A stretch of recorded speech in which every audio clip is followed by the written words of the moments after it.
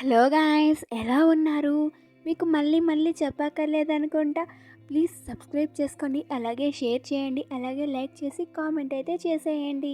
Welcome back to KC drama Telugu. మరుసటి రోజు జీవా చెల్లెలు వండుకొని జీవాకైతే సరదాగా మసాజ్ చేస్తూ సరదాగా అయితే మాట్లాడుకుంటూ ఉంటారు. అక్కడికి వాళ్ళ అమ్మ అయితే వస్తుంది. ఏంటి చైన్ గడు రాత్రి ఎవరితో గొడవ పడ్డాడంట, మూతికంతా గాయాలు తగిలించుకున్నాడంట. అలాగే వాళ్ళ బామ్మ అయితే చాలా భయపడిపోతూ చెప్తోంది నాతో అనేసి అంటుంది.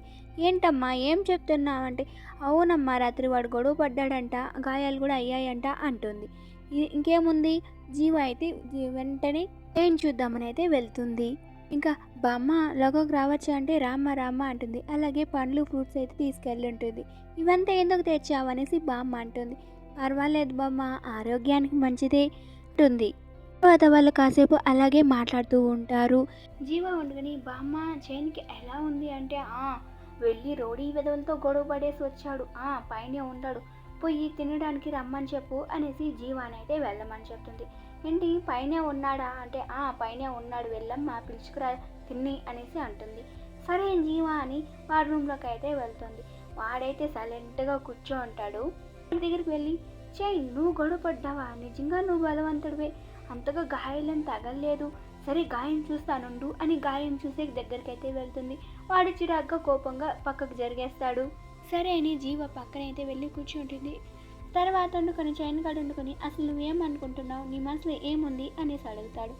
ఏమనుకుంటున్నావు, నేనేమైతే ఏమనుకుంటున్నాను, నువ్వేం మాట్లాడుతున్నావో నాకైతే అర్థం కావట్లేదు అంటుంది జీవ వండుకొని. దానికి వాడు వండుకొని, అసలు మన ఇద్దరి గురించి నువ్వేం ప్లాన్ ఉంది నీ ఆలోచన అనేసి అడుగుతాడు. దానికి జీవ వండుకొని, ప్రస్తుతానికి నా మనసు ఏమీ లేదు, ఫస్ట్ కుటుంబం చూడాలని ఉండాను అని చెప్తాడు. దానికి చైన్ గార్డ్ వండుకొని, నువ్వు డైవర్ట్ చేయకు, నేను అడిగిన దానికి మాత్రమే సమాధానం చెప్పు అంటాడు. జీవ సైలెంట్గా ఉంటుంది. ఇంకంతే వాడు కోపం వస్తుంది. తన దగ్గరికి వెళ్ళి, అయితే నీకు ఆ పట్నం వాడిని పెళ్లి చేసుకోవాలనుందా ఏంటి, మీ ఇద్దరి మధ్య ఉన్న బంధం అనేసి గట్టిగా కోపం వచ్చి అలాంటి క్వశ్చన్లు అయితే అడిగేస్తాడు.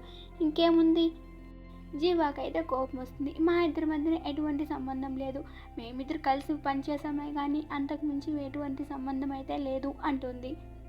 గడి ఆల్రెడీ కోపంగా ఉంటాడు కాబట్టి, సరే నువ్వు ఇక్కడి నుంచి వెళ్ళిపో అని చెప్తాడు. ఇంకేముంది, మన జీవాకి ఇంకా కోపం రేగిపోయి అక్కడి నుంచి అయితే తన బయటకు వెళ్ళిపోదామని వెళ్ళిపోతుంది. కానీ మన చైన్ కాడ ఉండుకొని తన చేపట్లు ఆగి రూమ్లోకి అయితే డోర్ వేస్తాడు. అక్కడికి మన సీన్ అయితే చూపిరు. తర్వాత బామ్మని చూపిస్తారు. బామ్మ యోగా చేస్తుండగా డోర్ శబ్దం దడేలు మనస్తుంది. ఏంట్రా గొడవ పడుతున్నారని లేచి వస్తే జీవ కోపంగా కింద దిగి వెళ్ళిపోతూ ఉంటుంది. చైన్ వస్తున్నాడని బామ్మ కూడా రూమ్లోకి వెళ్ళిపోతుంది. చైన్ కిందకి దిగి వచ్చి భోజనం పెట్టుకొని తింటాడు. అక్కడికి బామ్మ వస్తుంది. ఏరా మీరిద్దరు గొడవ పడ్డారా, తనతో మళ్ళీ జాస్తి గొడవ పడ్డావా అనేసి అడుగుతుంది. అంటాడు. ఇంకేం పని లేదా, ఆ అమ్మాయితో ఎప్పుడు చూసినా గొడవ పడేదనా, ప్రేమగా ఎప్పుడురా నువ్వు ఉంటావు అనేసి తిడుతుంది. తర్వాత అనుకుని, ఏంట్రా పెద్దానికి గాయమైంది, అది ఇది పాత గాయంలో లేదే, ఇప్పుడైనట్టుంది, ఏంట్రా ఈ గాయము అనేసి అడుగుతుంది. నువ్వేమన్నా జీవాని అంటే వాడు సిగ్గుపడతాడు. ఇంకేముంది, ఆడికి అర్థం చేసుకోవాలి. అదే రోజు రాత్రి జీవా ఫ్రెండ్కి ఫోన్ చేసి వండుకొని ఇక్కడి విషయాలు అలాగే అక్కడ జరిగే విషయాలు, వీళ్ళిద్దరు ఫ్రెండ్స్ కాబట్టి బాగా మాట్లాడుకుంటూ గాసిప్స్ మాట్లాడుకుంటూ ఉంటారు. అలా మాట్లాడుకుంటున్న టైంలో జీవా వండుకొని తన పెదాలని టచ్ చేస్తూనే ఉంటుంది. ఏంటి జీవా, నీ పెదాల మీద ఏమన్నా మళ్ళీ పగిలిపోయినాయా, నేను లిప్ బామ్స్ పంపిస్తాను మస్తుగా వాడుకో అంటుంది. అదేం లేదు నా దగ్గర మస్తుగానే ఉన్నాయి, నువ్వేం పంపించక్కర్లేదు, ఉన్నాయంటే మరేమైందంటే ఏం లేదు అంటుంది. అది జీవ వండుకొని, నీకు ఒక విషయం చెప్పాలి అంటుంది. ఏంటి, ఏమన్నా గాసిప్ టైపా అంటే కొడుతుంది. సరే చెప్పు, అర్జెంటుగా చెప్పు, నాకు నిద్ర వేరే వస్తాను, నేను వెళ్ళి పనుకోవాలను, నీవు చెప్పిన మాటలకి నిద్ర కూడా ఎగిరిపోయింది నాకు, అసలు చెప్పు అంటూ ఉంటుంది. అదే టైంకి మళ్ళీ డైవర్ట్ చేసేసిన విషయం చెప్పలేకుండా జీవ వండుకొని తర్వాత వండుకొని, నేను మెడిసిన్ వేసుకుంటున్నా, ఈ మెడిసిన్ వచ్చి చాలా బాగా పనిచేస్తుంది, ఆ మెడిసిన్ నాకు కొంచెం తెచ్చిపెట్టవా, చాలా బాగా పనిచేస్తుంది నా కాలిక అని చెప్తుంది. సరే ఏంటో అడ్రస్ చెప్పు, నేను వెళ్ళి తీసుకొస్తా నీకోసం అంటుంది వండుకొని.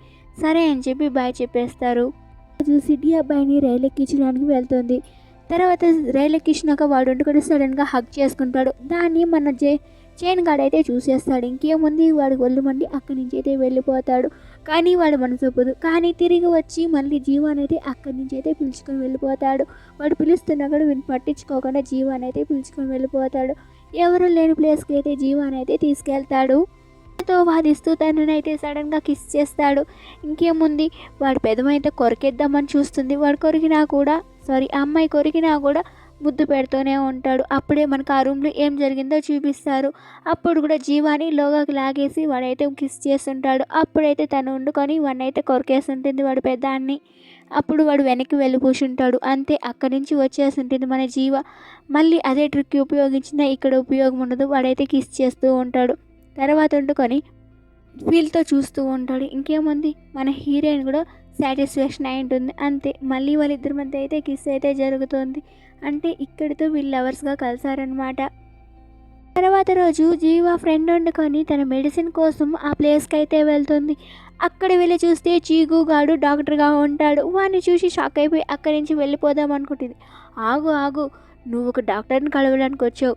ఇది డాక్టర్ కలిసి ఒక పేషెంట్ మధ్య జరిగే వ్యవహారమే, కానీ మిగతా పర్సనల్ తీసుకురావద్దు అని నచ్చి చెప్తాడు. సరే అని కన్విన్స్ అవుతుంది. సరే ఏంటి ప్రాబ్లం చెప్పు అంటాడు. నాకు కాదు, నా ఫ్రెండ్కి నీ మెడిసిన్ వాడిందంట, తనకి చాలా బాగా నయమైంది, అందుకే మళ్ళీ నీ మెడిసిన్స్ కావాలని పంపించింది నన్ను అని చెప్తుంది. సరే నేను ఇస్తాను, ఎలాంటి ప్రాబ్లం ఏమైంది అని మిగతా డీటెయిల్స్ చెప్పు అంటాడు. సరే అని తను వెళ్ళి డీటెయిల్స్ అంతా చెప్తుంది. సరే కూర్చొని మాట్లాడుకుందామా అంటే సరే అని కూర్చొని ఇద్దరు మాట్లాడి డిస్కషన్ చేసుకుంటారు. తర్వాత తను బయటకు వస్తుంది. వసే రాక్షసి, ఏంటి నీకు అన్నీ తెలిసే నన్ను ఇక్కడికి పంపించావా అనేసి వాయిస్ మెసేజ్ అయితే తన ఫ్రెండ్కి అయితే పెడుతుంది. తన ఫ్రెండ్ వండుకొని, ఏంటి నా ఫ్రెండ్ సెటిల్ అవ్వాలని నేను ఇలా చేశాను, ఇందులో నా తప్పేముంది, నా బెస్ట్ ఫ్రెండే నా ప్రాణం అంటూ తను మెసేజ్ చేస్తుంది. తర్వాత రోజు చైన్ కలవడానికి అయితే వాళ్ళ ఇంటికి వెళ్తుంది. అక్కడ సరదాగా వాళ్ళిద్దరు మాట్లాడుకునే టైంలో అక్కడికి చైన్ వాళ్ళ అమ్మ అయితే వస్తుంది. సడన్గా హాయ్ హలో అంటే అంటుంది. తను వండుకొని చైన్ వాళ్ళ మదర్ అని చెప్తుంది. హాయ్ ఆంటీ అంటుంది. నేను చైన్కి స్కూల్ ఫ్రెండ్ని, క్లాస్మేట్ని కూడా అనేసి అంటుంది. సరే అమ్మా మాట్లాడుకోండి అనేసి అక్కడి నుంచి అయితే వాళ్ళ అమ్మ అయితే వెళ్ళిపోతుంది. వాళ్ళ అమ్మ వెళ్ళిపోయిన తర్వాత వీళ్ళిద్దరు కలిసి ఇంట్లో సరదాగా కాసేపు అయితే మాట్లాడుకుంటారు. మరోపక్క వాంగ్ వండుకొని జీగుని అయితే కలుస్తుంది. తనకి ఇవ్వాల్సిన మెడిసిన్స్ అయితే తెచ్చి ఇస్తాడు. అలాగే మెల్లగా తనతో మాట్లాడుతూ ఫోన్ నెంబర్స్ అయితే చేంజ్ చేసుకుంటారు. అక్కడికి సడన్గా సిటీ అబ్బాయి అయితే వస్తాడు. వాంగ్ ఇక్కడికి ఎందుకు వచ్చావు, అసలు వీడు ఎవడు అనేసి అడుగుతాడు. వాడు వండుకొని, నేనా తనని పెళ్లి చూసుకోవడానికి వచ్చిన అబ్బాయిని, మా ఇద్దరు బ్లైండ్ డేట్కి అయితే వచ్చాము అంటాడు. ఇంకేముంది, వాడు షాక్ అవుతాడు. వాంగ్ ఏం మాట్లాడదు. ఇక్కడి నుంచి వెళ్దాం వాంగ్ అని తీసుకెళ్తాడు. సరే అని తను కూడా అక్కడి నుంచి అయితే వెళ్ళిపోతుంది.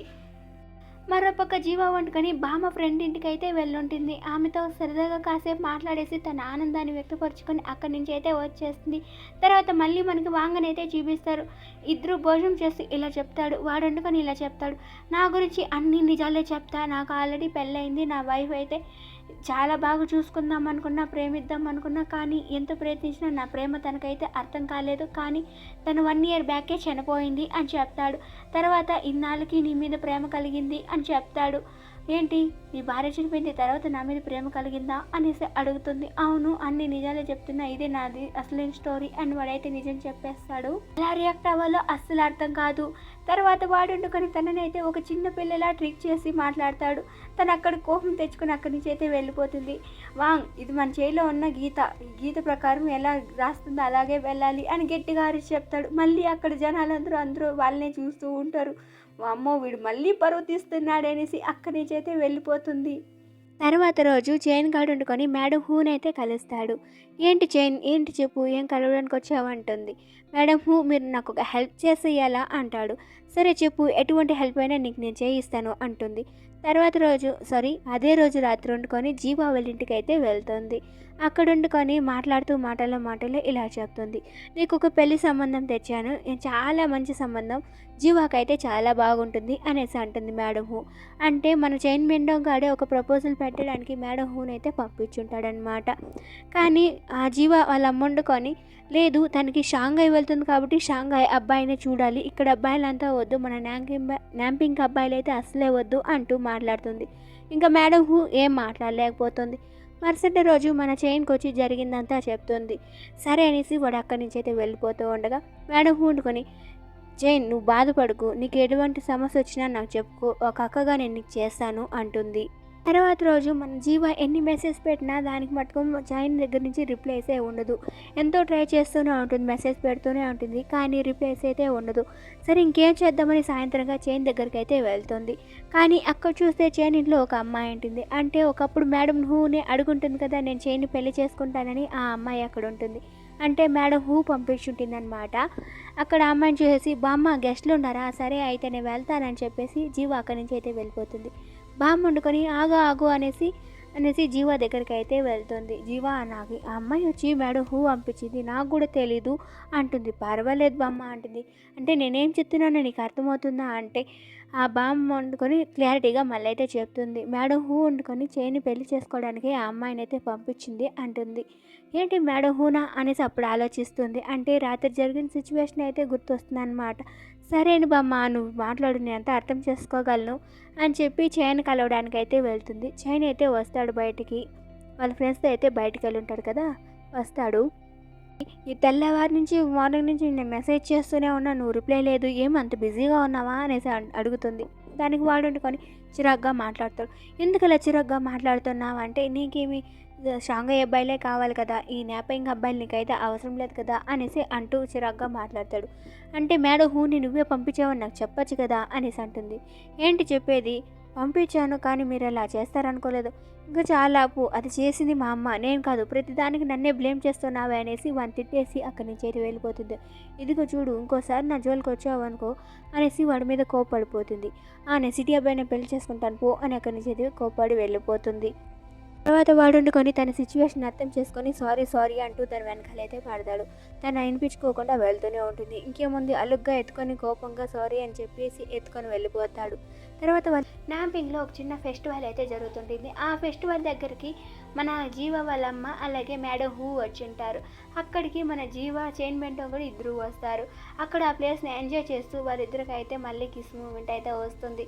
వాళ్ళకి అలవాటు అయిపోయిందే కానీ పబ్లిక్లో కిస్ అయితే చేసుకునేస్తారు.